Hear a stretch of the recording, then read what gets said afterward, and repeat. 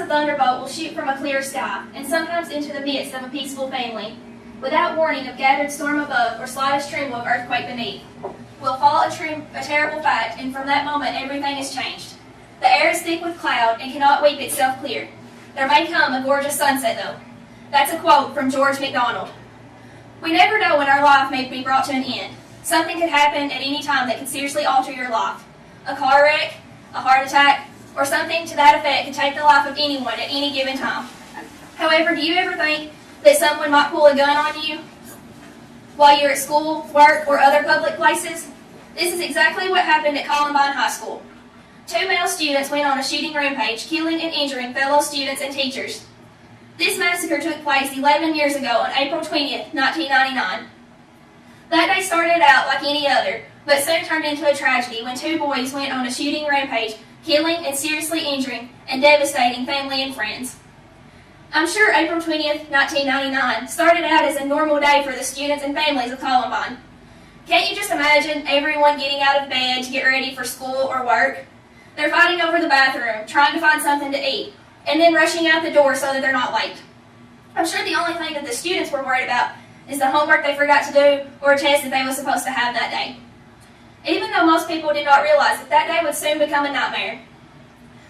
On that day, 2 male students entered the school, but they knew today was not going to be like a normal day at school. They knew a shooting would take place. They knew because they were the shooters. Eric Harris was one of those. He was 18 years old and less than 2 weeks away from graduating. He was known to have anger management issues, which he had been prescribed medication for. He was very intelligent and creative. He wanted to join the Marines after graduation. After the shooting rampage, he killed himself in the library of the school. Dylan Klebo was the other shooter. He was 17 years old and was also very close to graduation. He was the smart but quiet type. He was planning to attend the University of Arizona after graduation. His involvement in the school shooting came to a shock to many who knew him. However, his writings did prove a dark side to him. After the tragic shootings he had done, he committed suicide in the library also.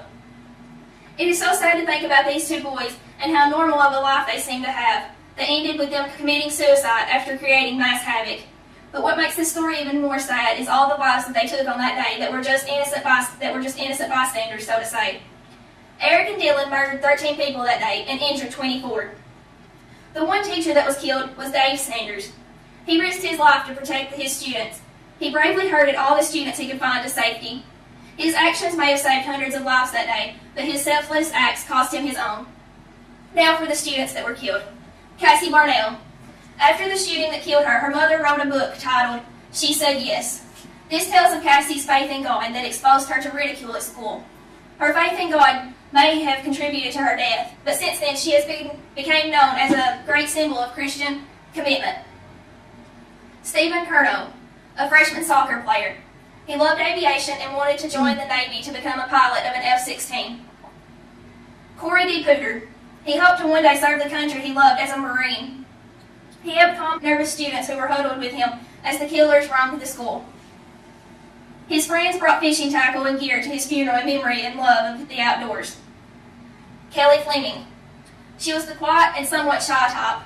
She loved to write and wanted to pursue writing as a career. She was writing the story of her life when she was killed. She was just learning to drive and wanted to get a job at a daycare so that she could go buy a car, the dream car that she had always wanted. Matthew Keecher. He was friendly with a great sense of humor.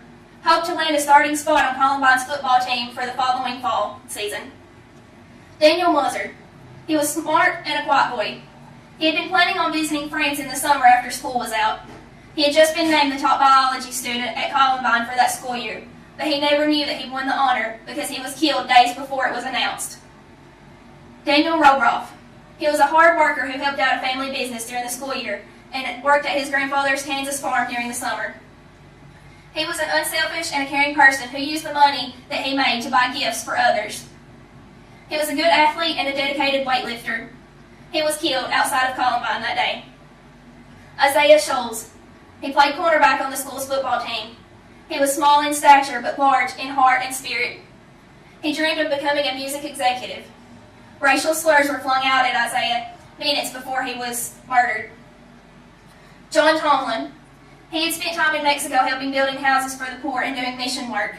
His Chevy truck became known as one of the two vehicles seen worldwide as monuments of the tragedy. His open Bible was laying in the dashboard that is now seen as his testimony. Weeks before being killed, his mother asked him where he would want to be buried if anything was to ever happen to him. And because of that conversation, he is now buried in Wisconsin, where his two close childhood friends live. Lauren Townsend. She was the potential valedictorian for her senior class. She was a member of the National Honor Society and served as captain of the Columbine girls varsity volleyball team. She worked at an animal shelter and planned to study wildlife biology at college in the fall. Kyle Valquez. Dedicated Denver Broncos fan. He was often called a gentle giant. His dad was a U.S. Navy veteran, so he was buried with military honors at Fort Logan National Cemetery. Rachel Joy Scott. She worked at a Subway sandwich shop, and she had great faith in God. It is believed that she had the feeling she would not live long enough to get married and have children, as according to her journals. And as a bit of irony or foreshadowing, or whatever you may want to call it, on the morning of April 20th, 1999, Rachel drew a picture of eyes crying tears onto a rose. There were exactly 13 tears on that page, and there were 13 people murdered that day. Now that we have learned about the killers and those that were killed, let's take a closer look at why Eric and Dylan went on this killing spree. Eric and Dylan weren't goths or loners.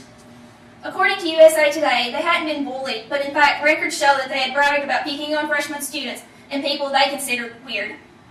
The students they killed were not on an enemies list. In fact, the only people they had on an enemies list had graduated the previous year. Also, according to USA Today, there weren't on antidepressants like had been previously thought, and they did not target any specific group in their killings. They also say that the pair's suicidal attack was planned as a grand, if badly implemented, terrorist bombing that quickly devolved into a 49-minute shooting rampage when the bombs Harris built fizzled. He was so bad at wiring those bombs, apparently they weren't even close to working, says Dave Cullen, author of Columbine, a new account of the attack. In the book, Why Kids Kill Inside the Minds of a School Shooter, Peter Langman wrote, "These are not ordinary kids who are bullied into retaliation. These are not ordinary kids who played too many video games. These are not ordinary kids who just wanted to be famous. These are simply not ordinary kids. These are kids with serious psychological problems." Psychologists now say that Eric Harris, the one who conceived the attacks, was more than just troubled. He was a cold-blooded, predatory psychopath. That is to say that he was a smart, charming liar with a preposterously grand superiority complex, revulsion for authority, and excruciating need for control. One of Harris's last journal entries read, "I hate you people for leaving me out of so many fun things. And don't say, well, that's your fault, because it isn't. You people had my phone number, and I asked and all, but no. No, no, no. Don't let the weird-looking Eric kid come along." Klebold once summed up his life in a journal entry as the most miserable existence in the history of time. He was paranoid. He once wrote, "I have always been hated by everyone and everything." So, now how did they go about the killing? Harris and Klebold planned to kill thousands. They wanted to kill everyone in the school, including their friends. They had been planning the attack for over a year, building over 100 bombs and persuading friends to buy them guns. Shortly after 11 a.m. on April 20th, 1999, they entered the school with duffel bags full of propane tank bombs. They put one in the cafeteria and one in the kitchen. Had the bombs exploded, they would have killed virtually everyone eating lunch and brought the school's second-story library down atop the cafeteria, police say. They were armed with a pistol, a rifle, and 2 sawed-off shotguns. They even planned for killing the police, journalists, and any parents that rushed to the school. They rigged their cars with gasoline bombs. Luckily, these bombs didn't work either. It is a good thing that Harris did not have a well-paying job to where he could have had better resources. If he had had better wages, he could have built bigger, better bombs. But he didn't, and the bombs he built didn't work. These boys were deeply troubled.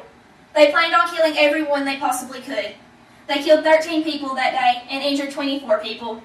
Can you imagine how devastating this must have been for the family, friends, and the others in that community and around the world? I would like to end my speech today with a poem by Emily Dickinson. I reason, earth is short, and anguish absolute, and many hurt, but what of that?